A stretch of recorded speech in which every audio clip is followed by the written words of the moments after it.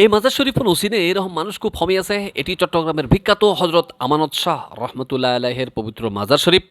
এই মাজার শরীফ সম্পর্কে গাজী এ দ্বীন মিল্লাত ইমাম শেরে বাংলা রহমতুল্লাহ আলাই বলেছেন, যদি কোনো আল্লাহর বান্দা কখনো মামলা মোকদ্দমার মধ্যে ফেঁসে যান, তাহলে তিনি যেন এই মহান ওলি হজরত আমানত শাহ রহমতুল্লাহ আলাইহের দরবারে গিয়ে হাজির হন এবং এই মহান ওলির ওসিলা দিয়ে যদি কোনো আল্লাহর বান্দা আল্লাহর কাছে সেই মামলা মোকদ্দমা থেকে উদ্ধার হওয়ার জন্য দোয়া করেন, আল্লাহ রাব্বুল আলামিন তার মনের আশা অবশ্যই পূরণ করেন এবং সেই মামলা থেকে তাকে আল্লাহ রাব্বুল আলামিন উদ্ধার করেন। আরো আউলিয়ার পূর্ণভূমি চট্টগ্রাম। এই চট্টগ্রামে অনেক আল্লাহর ওলির ঐতিহ্যবাহী দরবার আছে। সেই ঐতিহ্যবাহী দরবারগুলোর অন্যতম দরবার হলো শহর কুতুব হজরত আমানত শাহ রহমতুল্লাহ আলাইহের এই পবিত্র দরবার।